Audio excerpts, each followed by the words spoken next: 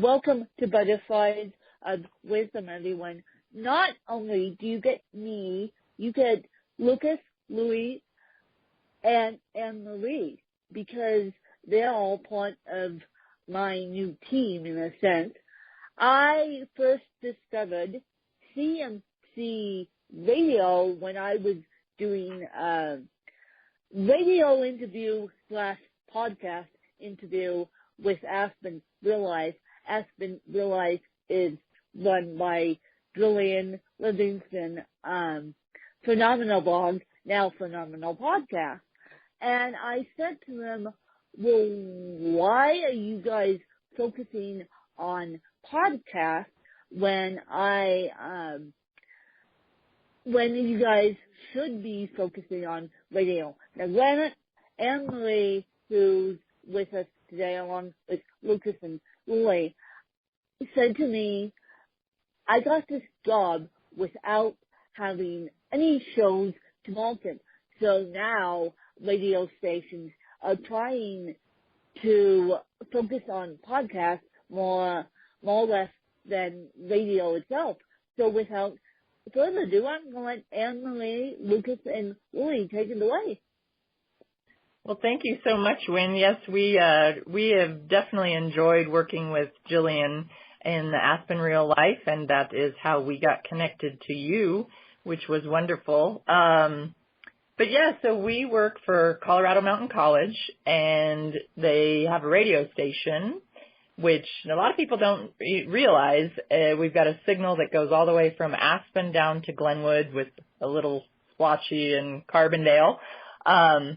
But we are a 24/7 radio station, and we just recently got a second station up on campus. We have a Spring Valley campus right in Glenwood, and so that has kind of been a game changer for us because it's really allowed us to get more students involved and really just start getting them involved and letting them have their own shows and going live and doing more podcasts. And yeah, it's been amazing. So Lucas Turner is he graduated from the Isaacson School, and he started not really interning, but he started working for the radio station, 3 years ago? Almost 4 now. Almost 4 years ago. Almost 4 now. Yeah, and he's really been the driving force, getting us up and going and getting our signal and the way we get our signal across. And so I'll let him talk just a little bit about that process. Hey, Wynn, so I just want to say thanks for doing this. You mentioned the podcast, and you mentioned that you had asked why it was that we were focusing on podcasts and not radio. Yeah. And I think that goes back to the origin of the station, which is that we didn't used to be able to do live broadcasts. When we first started, all we could do was pre-recorded shows. So back then we weren't podcasting them. We were just literally producing them to put on the FM airwaves. But we kind of figured that we might as well be podcasting these shows since we have them as content, and that allows us to reach people online and sort of develop a new audience. So that's when we started our SoundCloud page so that we could start our podcasts. And, we just saw a lot of traffic for certain types of podcasts, and we figured, we might as well keep doing that. So it's kind of been, I would say there are two facets to the station, which is our live programming and then our podcasts. And because we weren't able to do live before, that's how the podcast kind of started. And now we are able to do live as well. So we kind of try to utilize both elements. We use our live as a way to DJ and play live music and do fun stuff like that. But we can also, with our FM channels, promote our podcasts. And we can air our pre-recorded podcasts on our FM signals as well. So that's kind of the reason behind our podcasting. But, yeah, I mean, that's pretty much the answer to that thing. Also that radio itself is a dying art. I mean, I have a newer vehicle, and do you know how hard it is to find AM and FM stations in these vehicles now because Sirius XM radio has taken over the planet. So I highly commend you guys on truly not only focusing on live stuff, but focusing on podcasts too, because a lot of radio stations all across the country are now focusing on podcasts. Yeah, so I would say that it's not necessarily the art of radio that's dying, but maybe more the delivery systems, because kind of what we do in radio and the way that we practice radio kind of persists, like what we're doing right now, or podcasts in general, that has come from, you know, this sort of culture around radio. So it's also possible now to tune into the radio stations through your phone or through your computer or something like that. So we actually see good traffic during especially during the semester when we have live shows, because what will happen is somebody will go live on air, and while they may happen to get some listeners who happen to be tuning in with FM who still have old cars, they also can tell their friends and family from, you know, anywhere in the world that, hey, I'm on air. All you have to do is go to this link online. And that's actually, I would say, probably where the bigger audience is.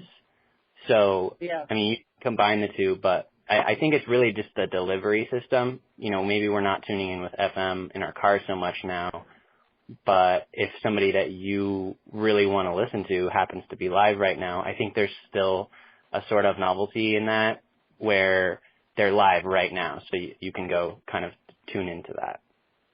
Yes, but 90% of audio and podcasting is consumed by mobile. So sitting down at a radio, per se, isn't going to have you guys get the largest source of traffic. I wonder why you get the largest source of traffic online, because people could tune in to the SoundCloud page from all across the world / all across the country. Yeah, and then Lily. Oh, well, I want to thank you for having us on, too. It's Lily now. Well, it's not just our SoundCloud that people can listen to online, though. We actually stream our 24/7 live radio broadcast over the web, so anyone anywhere can hear it. And I think that kind of what Luke was saying is that it's not dying, it's just evolving. And it's more web-based now, but that doesn't mean that radio doesn't have a place or that it's not similar to how it started. Yeah, it's been interesting. I definitely agree. Radio has been evolving, and you know, my fans know this, but you guys don't. I actually had a live radio stream at one point, but the system got so corrupted that I walked away from it because it didn't evolve as quickly as I wanted to. So, of course, I walked away. And now that system that I was using is getting defunct. And it's like, oh, great. So now we've got the podcast end of it, but we also got the radio end of it, which is evolving, which is sad, quite frankly, because these independent podcasters and independent radio stations are having a hard time competing with the big NPRs and all the big radio stations. Do you guys agree with that statement, or how do you think that independent podcasters and independent radio stations should be competing with the bigger radio stations? How should they be competing? How should they be competing? How should we trump the bigger radio stations, i.e. the NPRs, i.e. how should we be containing, because radio and podcasting is evolving? I think, that's a really good question. I think a lot of it has to do with the fact that we can sort of fill these niches, whether to really specific topics or even really specific people. One thing is obviously local programming. So if you're doing a podcast and you're interviewing local people, that's something that your audience maybe wants to hear, but they can't hear it on one of these bigger places because they're covering national topics, or maybe every now and then the local public station gets their story nationally recognized on NPR. But, there's a lot of people who want to hear local stories, or they want to hear something on a very specific topic. So I think it's really just a matter of figuring out what it is that, what kind of content it is that you want to make if you're doing this sort of radio or podcasting, and figure out what it is that the potential audience that you can reach wants, and then just go for that. And because it's available on the internet and anybody can get to it, I think that's really the best way to compete. And you don't even have to worry about, market share or whatever. You just go for what your audience wants. And if they're responding, then you can keep doing that. And if they're not, then you can change. Yeah, I feel like it's almost a positive for smaller groups like us, because like for us when we first started out, Lucas and I are like, well, I don't know, what do you want to do? I don't know. And so we have the ability to do what interests us and really go after it, whereas we don't have them, all the political everything above us saying, no, you need to cover this, you need to cover that. And so with the ability to do this online and with the equipment and everything that we have, we just go out and just do it. Yeah, it's also very, I think that point that Annmarie just made is really important, because we exist as an educational operation, I guess is how I would put it. We're here so that students can learn radio, or learn to go on a microphone, or learn to edit a podcast, or even learn to market and promote those podcasts. So I think it's important that we have that sort of free range to go where we want, because the students need that. They need the kind of testing ground where they can test out ideas, or they can go for something completely different that maybe they wouldn't be able to if there was a lot of pressure from the top, so to speak. Yeah. So yeah, I think we're a really good example of how this market is actually developing, especially for local radio stations or local media companies.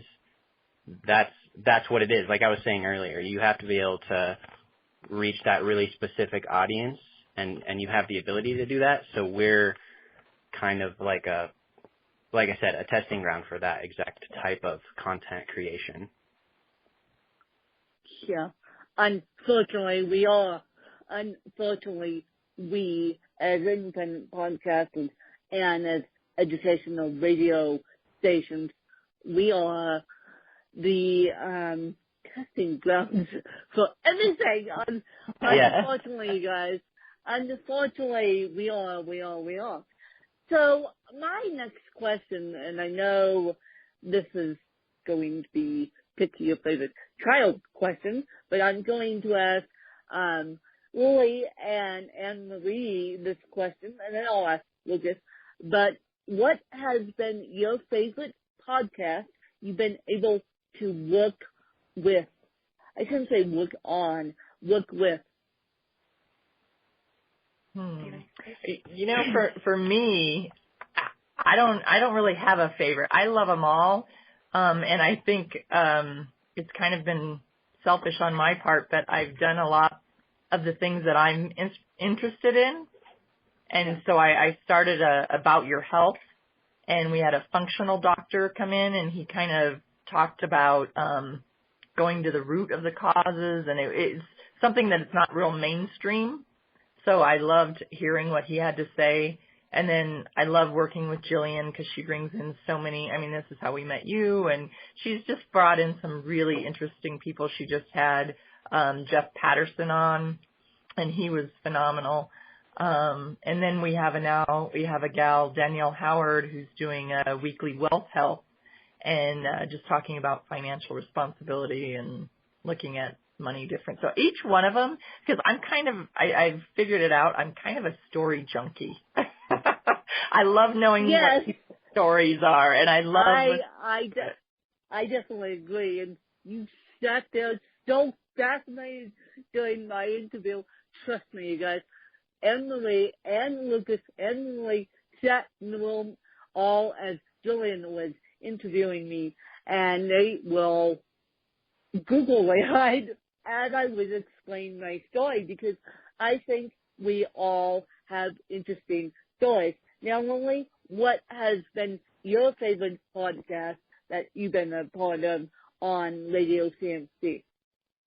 Well, I've only been a part of a couple podcasts directly, so I'm going to cheat and say that it's a tie between Because of You and Aspen Real Life. Because of You is kind of our tribute to really good stories that came through the history of CMC, and it's really fascinating as a student to kind of know your own origin. And also something that we've talked about at the station is that a lot of these programs that we talk about on Because of You have all faced some sort of strife, and I think that that's been incredibly encouraging for us as a station, you know, trying to find our footing, because they had it hard too, and they were able to create incredible things. And then, of course, I love Aspen Real Life, because Jillian just has such a good energy when she's doing her podcasts. You get to hear from amazing people that are local, and I love that, because I'm kind of like Annmarie. I always want that interaction with people. I always want to know what's happening. So that one's a great one to kind of get that from.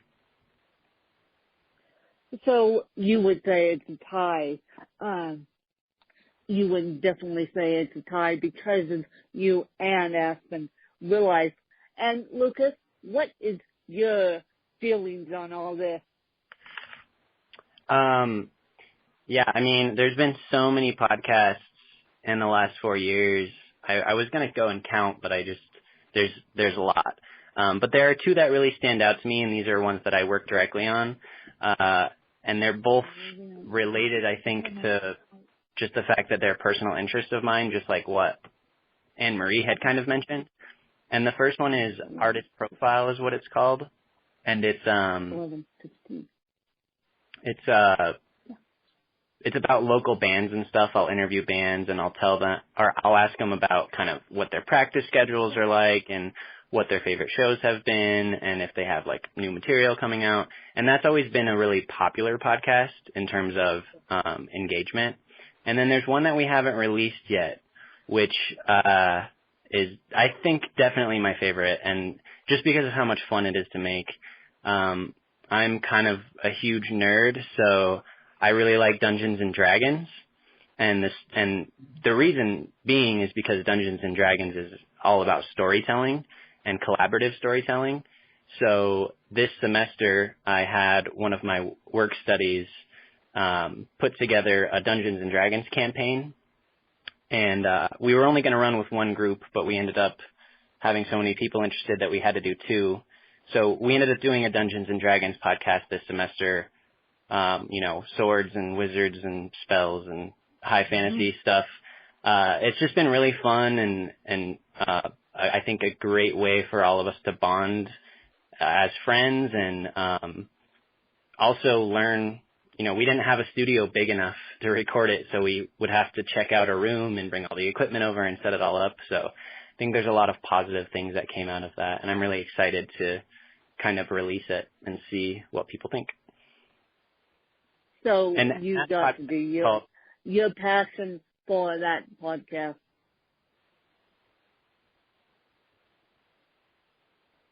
Hello? I said, Lucas, you got to do your passion for that podcast. Yeah. Yep. And yeah. I guess that's what made it so fun. And it was, Lily was on that podcast, and it's just, there's something fun about D&D where it's just, there's a lot of jokes, and it's just really a good time. So Are you familiar with that, Wynn? Dungeons and Dragons? I am actually. I actually got to interview another gentleman who actually has a Dungeons and Dragons podcast, and so yes, I actually know a little bit about Dungeons and Dragons and gnomes and all that good stuff. So yes, because I had to interview this person, I had to learn about Dungeons and Dragons. So yes, I'm familiar with that board game. That's great. That's great. So where can people find you, and where can people get a hold of Radio CMC? I know they're on SoundCloud, but where can people find you guys? So over the air, we are 93.9 FM in Glenwood, 93.1 in Basalt and Elgibel, and 102.7 in Aspen. You can listen online at radiocmc.com/listen, and we're also on the TuneIn app, which is really convenient. You can just listen from your phone. So you're all over the place, including online. And I want to thank you guys for making time in your busy schedule. Thank you very much. It's May, you guys, and quite frankly, they should not be doing podcast interviews. They should be preparing for commencement at CMC, although commencement already happened. And so I just want to thank Marie and Annmarie, Lily and Lucas for coming on and just explain a little bit about the educational side of radio. Thanks, you guys. Thank you very much. We really you. appreciate it, Wynn. Thank you. Thanks.